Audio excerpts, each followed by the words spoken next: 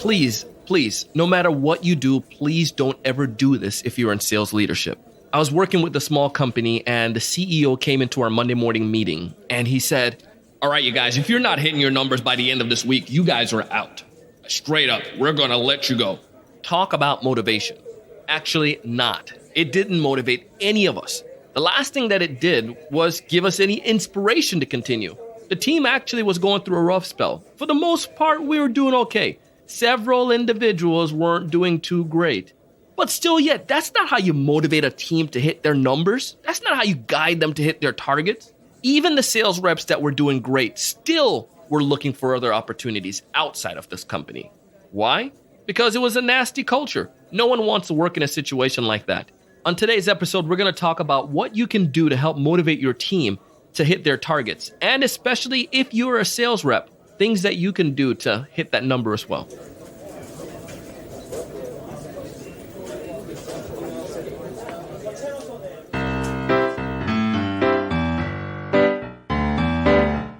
This episode is brought to you in part by Mailtag.io. It's a Chrome browser extension that allows you to track and schedule your emails. It's super easy and it's helpful for anyone that's in sales. I highly recommend it. You'll receive a real-time alert whenever someone opens an email or clicks on a link.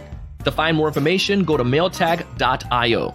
This episode is also brought to you in part by Prospect.io, a sales automation platform that allows you to send out cold emails in a personalized manner. To find out more information about Prospect.io and how it can help you automate your sales process, go to prospect.io/TSE. Again, prospect.io/TSE. Your prospecting will never, ever be the same.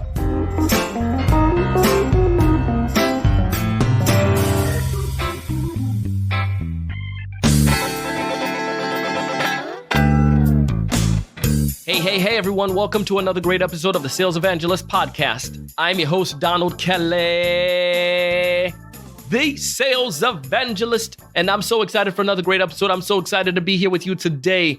And on this fantastic episode, we have an amazing guest. His name is Mr. Brian Manning, and Brian is the SVP and Head of Growth at PatientPing.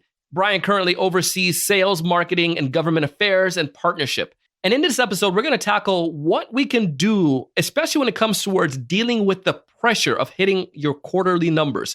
Sometimes sales reps need a little bit of help. And as leaders, sometimes we may not know what exactly we need to do to help them to get inspired or to motivate them or to teach them so they can hit that number. On today's episode, Brian's going to share with us what he does to hit his sales target and for his team and some ideas that can help us individually.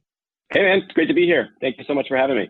Dude, I'm excited to have you on the show today to chat about this topic, especially when it comes down towards this as a sales leader and as a sales rep, where you know how it feels at the end of the month that you have this pressure, the pressure of hitting your sales targets. And sometimes it's not easy. And especially if you're working on a team where you don't have the proper guidance. But I know you're going to give us some great insights today. But before we dive into all the fun stuff, why don't you tell us a little bit more about you and what you do, Brian? Sure. Yeah, absolutely. So I'm a Senior Vice President and Head of Growth at PatientPing, which is a company here in Boston where I oversee a few sales teams, marketing, government affairs, partnerships, our sales operations functions. I have a bunch of teams, wear a bunch of hats, and PatientPing is a care coordination platform where we help healthcare providers collaborate with one another on shared patients. Yeah. So of course the issue is that it's very difficult for healthcare providers to do that. They work for different companies, use different software systems. And when they're not coordinating care, all kinds of bad things happen, bad outcomes happen. So we have a platform that allows them to do that.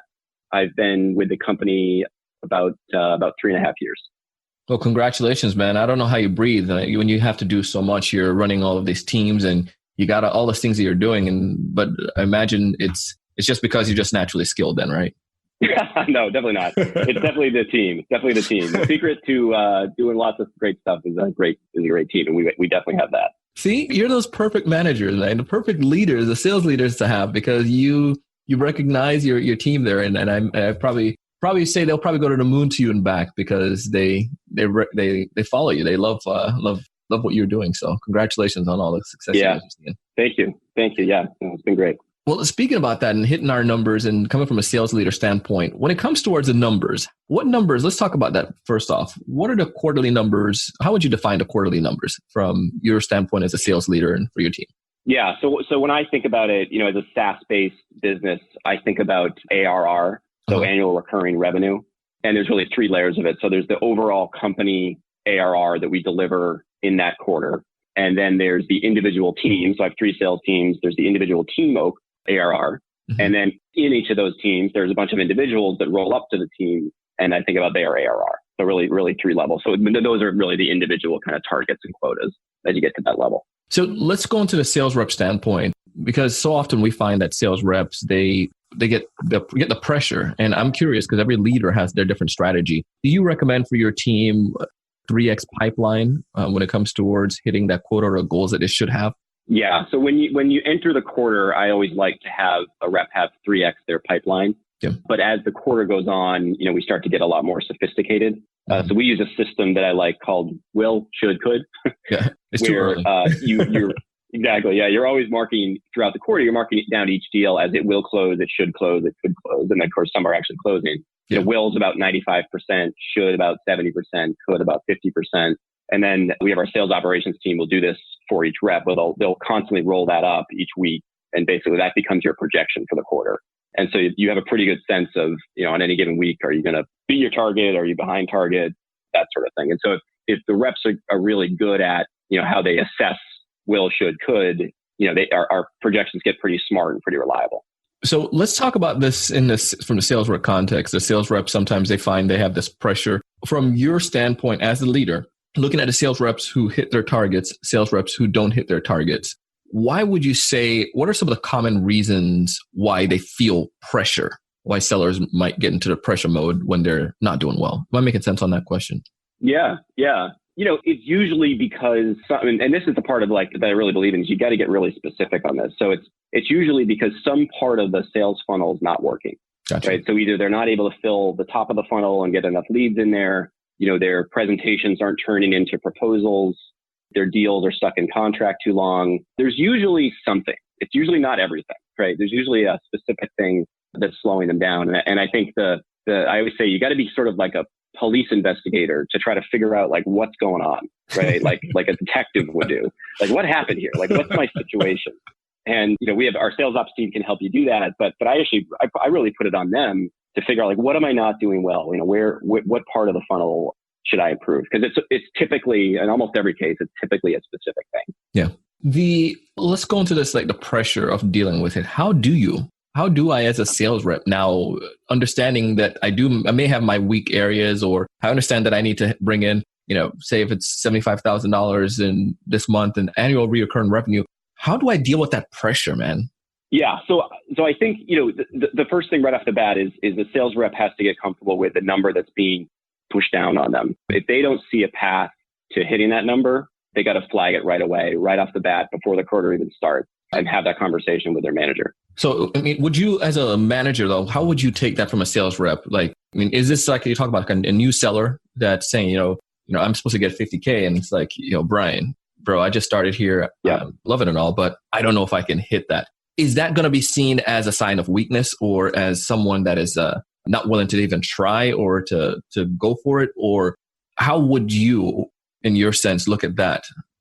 I'm just thinking some sales rep who probably just because of pride purposes will not want to come forward when they know it's a challenge, but just curious.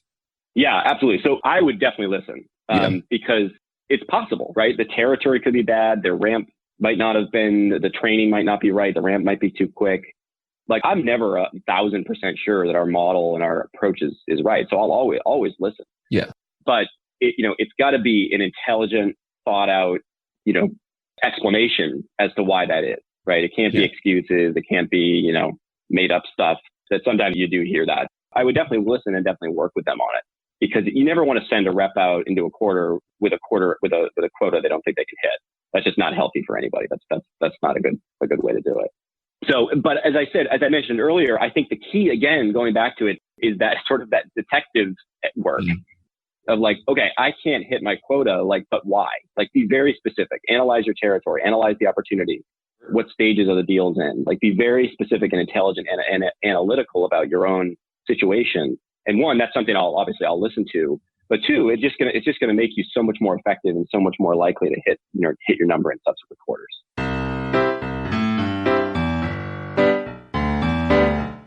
We're going to take a quick break, but when we get back, Brian and I are going to continue this conversation about energy management and about how you as a sales rep need to be focused on the things that you have control of. You're listening to the Sales Evangelist podcast, and I'm your host, Donald Kelly, the Sales Evangelist. This episode is brought to you in part by mailtag.io. And if you haven't taken up Mailtag yet on their 14-day free trial, I recommend you do it today. You can go ahead and go to our show notes or just go to mailtag.io. The plugin is amazing. It's a Chrome browser extension, and what it allows you to do is schedule out your emails. It makes it a little bit easier when you do your follow-ups. And also, I love when I type an email and I don't want to get into a conversation right now, I can set it and forget it. It will go out at a later time. And if I want to get a prospect's attention early in the morning, I can set my email for 7 a.m. in the morning. Go to mailtag.io. And when you do fall in love with it, go ahead and use promo code Donald at checkout for half off subscription for life. It's amazing. Again, mailtag.io. This episode is also brought to you in part by prospect.io. Now, prospect.io is a revolutionary platform. We use it internally when we do our sales outreach. The beautiful thing about it is that we can set campaigns. I go on LinkedIn, I find people, connect with them, able to get their email addresses, and then I send them personal outreach emails. You know how it goes, right? You are sending the prospect 3 to 5 emails before you can actually get the appointment. You don't remember to send email number 2 or 3 or 4 sometimes, and the prospect falls between the wayside. With prospect.io, it makes it so much more easier. You can set your emails, goes out when they're supposed to, and when the prospect responds, it stops. To get an exclusive free trial of prospect.io, go to prospect.io/TSE. Again, prospect.io/TSE. Your prospecting efforts will never, ever be the same.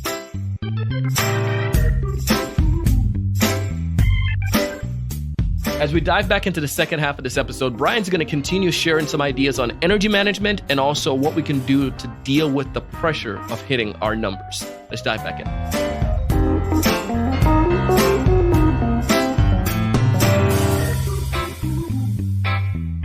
So a couple things there with it. Again, first off, great leadership there because that's important. And I think when it comes towards emotion intelligence, right, understanding and having an empathy, not only for the buyer, but also for the seller, there's a reason, maybe there's something going on in their life. Maybe there's something that I can help them walk through or a hurdle that he or she is facing. And that's crucial because I've worked with companies where the leaders did have that foresight, right, where they spent time with me. And eventually in 6 months, I grew to become one of the top sellers in the company. But I started off like I was green, man. I didn't know how to do B2B sales. I was afraid of talking to important people. But the guidance that I received in the coaching, it helped me to overcome those little hurdles. And it is a rocket ship or hockey stick type of performance that came after that. So that's important. And the second thing that I love about it, that you mentioned the whole idea of getting that, being comfortable.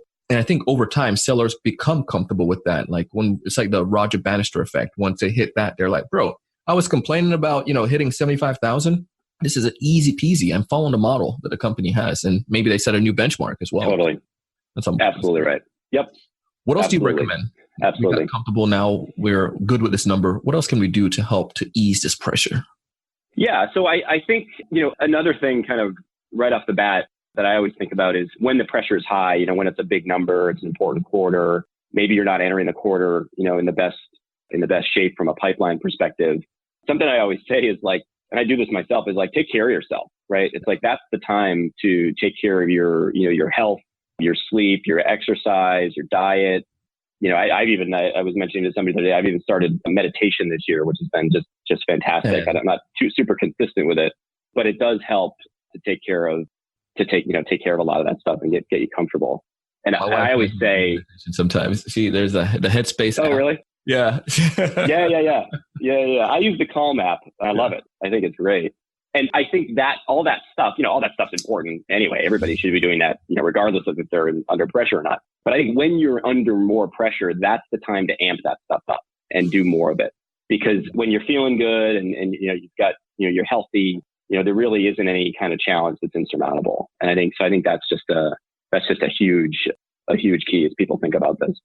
Yeah. I mean, there's nothing like that health, because people I've worked in an organization again where you feel like it's a pressure point. What eventually happens is that the sellers will eventually get burnt out, and he or she will leave the organization. Then retention is horrible, and or they resent the product that they're selling and resent coming to work. And that's the last thing that you need. If I have any type of resentment towards where my community, my family that I'm working with, so to speak, or the products and stuff that I'm selling, I'm not giving my best benefit. And that's going to translate into the performance that I give to my clients as well. Because then I'm going to sound like that crabby seller or that become a pushy spammer, not a genuine problem solver. You know what I mean? Yes. Oh, totally. And I think that to me is actually, that point you're making is probably the greatest piece of sales advice I would give anybody, and particularly for me, where I've only really worked in startups in my career, where maybe the product isn't perfect yet, or the marketing team isn't giving you all the support you need, or the legal team isn't established yet, and there isn't a good, contract process in place yet. Where like at a startup, like all those complaints are like perfectly legitimate, right? Like they're actually, in many cases, they're true. But if you, as a salesperson, if you put your energy to those things, which are mostly things you can't control, like you're going to lose, right? And the number one difference in my experience, between a great seller, and at least startups, a great seller and a not so great seller, is that the great sellers, their energy goes to things they can control. And that's it. And it's not because those things aren't legitimate. It's because it's energy management. It's because you're wasting energy on things that aren't going to get you to your number and aren't going to, help you succeed. So I think that's a fantastic point you're making.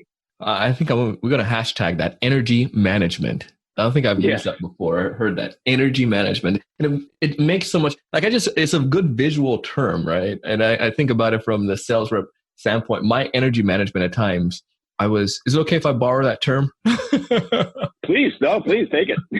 Because, sometimes we'll find that I used to, if I don't have proper energy management, especially like you're saying in a startup, I'm focusing on derailing my task. So as soon as you derail, because you mentioned something too, you need to go into that quarter or into that month with the preparation. Because if I'm going to have 3x pipeline, that's not going to just happen Monday morning on February 1 or whatever day it's going to be. It has to be like from December really, or from March, depending on what that runway before the deal closes. But if I am being distracted in that month, doing some other things that I don't need to do, that is not in my space that I need to focus on not managing my energy properly, I'm going to easily derail my month for the next one. And sometimes we sabotage ourselves unknowingly and thinking it's something that's a market trend or market issue, when it's really us. If we were to analyze, we don't take care of our future self, so to speak. At times, we just want to focus on the now. Exactly right. Yeah. And again, I don't want to say this in the sense of don't, flag issues, right? Sure. There's something wrong with the product or something wrong with the process. I want to hear it, but it's just your energy needs to go into selling under the conditions you're in. Yeah. And not that energy, not just kind of complaining about, what's not right. We had a teammate once, called him Negative Nancy. But we all had one of those, man. But no matter what it is, I just did an episode on this. No matter what it is, it could have been the perfect day. He probably could have won $1 million, but there had to be something negative. It's probably going to be, well, I have to pay too much taxes now, or this is, why is so much bother, or everyone's going to ask me for money now. There's always something wrong that could be in any situation. And naturally, those things are there. But if you have that mindset of just thinking, I'm going to make the best of this, those are the reps that oftentimes produce no matter what. They're able to channel their focus on the right things, and they're able to again, help solve their client's problem. When you go into a situation where you're not reacting based on, surface level emotion, but you understand, again, go back to this emotion intelligence concept, and you can focus on the true problems, again, you are seen as a valuable asset. And that client is probably going to give you more referrals or more opportunities later on down the line. So it's clear. Totally. Yep. Absolutely agree. The other big thing I'd point to around managing, dealing with the pressure is the notion of transparency. I do this with our board and with our other, leadership team. And I recommend that, individual reps do it as well, which is there's sort of like a seesaw on transparency. So if things are going really well and you're going to nail your quota, you're going to nail your number, you don't need to be super transparent with your boss. You can, they'll know, right? They'll see it in the CRM, they'll know you're fine. You don't really need to stress about that. But if you're not doing so well, the numbers are low, the seesaw goes to the other side, which is the transparency needs to really increase, right? And I would recommend, larger companies may have their own systems for this, but in a startup, I would recommend just taking the initiative of a weekly email to management on what's working, what's not working. And being really, figuring out a system, a process for updating people and giving people transparency into your world so that they can see the problems, understand the problems, empathize with you, and be really honest and be really vulnerable, right? And tell the truth, tell the real story of what's happening. Because that's the secret, really. Is when a manager sees that things aren't working, like, they want information. They want to know. Don't wait for them to ask you for it. Like, figure out a process to get it to them up front, and that'll help you out a lot as well. Yeah, it's crucial there. And again, I think this goes back to the ego of a seller. And salespeople, a lot of times, we're really competitive people. And the last thing we want to say is that we don't know how to do it, or we're having trouble, we're having challenge. But again, that's life, right? Life, you're going to come across those difficulties. Yep. And it's important that you're being transparent. Because I would rather a sales rep come to me, like you talked about at the beginning, go at the beginning of the month, or maybe right when a problem becomes a problem, like he or she tried to solve that problem, but still find themselves difficulty around, this is the 15th of the month, as opposed to it's the last week, and they come with a huge thing that was a small problem now becomes a huge issue because they weren't transparent with me. I can't help you at that point, and it's going to affect you and affect the company and affect the team as a whole. Be more sooner. So exactly. Yeah. And there's so many salespeople where they have a couple of deals that, might close, or they have a small chance of closing, and they're positive thinkers. And so they're like, I'm not going to say anything because it could happen. And then it doesn't happen. Right. And I've told my leadership team, I've told the board that we're all set, and, it doesn't happen. Like, that's a terrible outcome. Like, you got to be much more upfront earlier than that. So how do you guys handle coaching, especially being when you're working with startups and so forth, you got so many things going on. How do you guys implement coaching to help with this? Yeah, it's hard. I mean, in a startup where you don't really have those resources, I mean, any resource you have in the early days is out there selling. And so you don't really have that. So what I found in, really early stage from, 0 to 1, the salespeople you're hiring are generally people, and this is even still true today to a large degree, that the people you're hiring are really self-starters, the kind of people that are listening to the podcast, reading the sales books, being that sort of detective and analytical about their own success. So it's really a profile thing, because you're just not going to have the coaching and the training and the support in place, in the early days. Over time, and we're just starting now to do this, we're bringing in a sales trainer. We've got more middle management to kind of help coach and shadow people and, listening on the calls. The thing I would also say, actually, though, in the meantime, as well, while a startup company is building that kind of top-down infrastructure, is to create sort of, horizontal learning. So we have something I've done literally since day one at this company and at other companies is have every single salesperson send out a weekly wins and learnings email to the entire team. So they'll talk about their 3 wins, and then they'll talk about the learnings. And the really cool thing that's happened in the culture is, and I've made this clear to them, is that I actually value a good learning more than I do a good win, because the learning scale, right? And so what you see is people get competitive about sending out the best learning. and that's where most of the credit gets. They get less credit for a big deal and more credit for really good learning. So you'll see people kind of competing to send out great learnings, which is just great, because then that scales across the team. And that in itself is a way of coaching the reps. I love that, man. Well, we tackled a lot of great things today. So if you're a seller out there, you're still having some difficulty with pressure, I encourage you to go back and listen through this episode. We talked about making sure you really understand what's the definition, what numbers you need to focus on, making sure you understand and you're comfortable with those numbers. We talked about some coaching ideas. We talked about some different strategy, being transparent. We hit a lot of great things. But if there's one major piece of advice you'd like to give before we wrap up today, Brian, what's that one major piece of advice you would give to a seller or a sales leader? Well, I think we talked about kind of the attitude and the energy management, but I think I'd just go back to being very analytical about your own success. If you're doing well, why are you doing well? Document it, document what's working. If you're not doing well, document what's not working, and be that detective and be the one that's leading the charge on, why you're succeeding or why you're failing. Don't let it happen to you, really control it. Love it, man. Well, if folks out there want to get in touch with you, they're looking to connect with you, what's the best way for them to go about doing so? So I have a blog that I've kept for almost, I guess, a little more than 10 years now.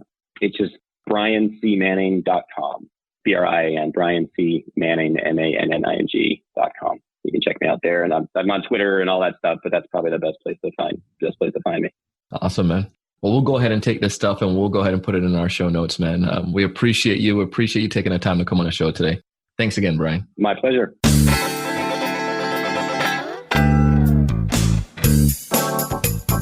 Man, I'm telling you, man, Brian came, he delivered some great information today. And I really love that term, the energy management concept.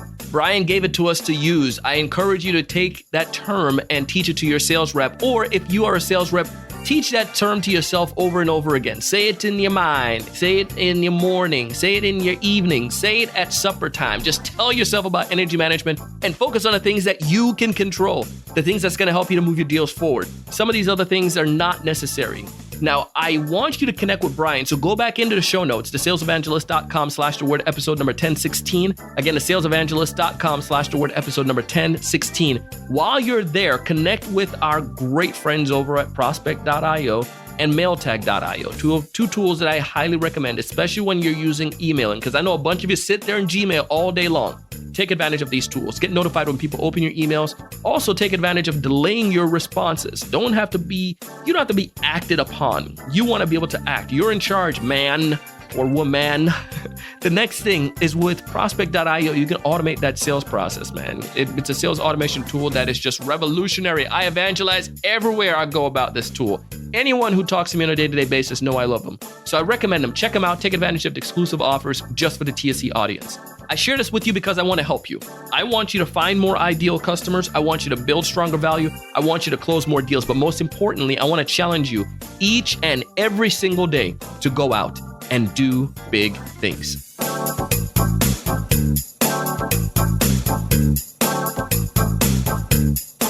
I hope you enjoyed the episode today as much as I did. And if so, I want you to do us a little favor. Go on Apple Podcasts, Google Podcasts, Stitcher, or wherever you enjoy fine podcasts, and leave us a rating and review. It would be greatly appreciated. And if you haven't subscribed as of yet, go ahead and hit subscribe. Show your friends, your coworkers, your colleagues, your boss how they can subscribe as well. Our show today was produced by myself and the Sales Podcast Network. It was edited and mixed together by the one and only Mr. Jershon O'Bale. Our content writer and show note creator is Mrs. Shannon Rasmussen. You can find audio credits to this and all of our episodes in the show notes.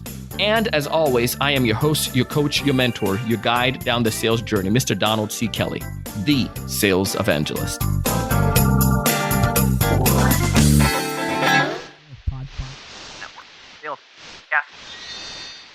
Sales Podcast Network.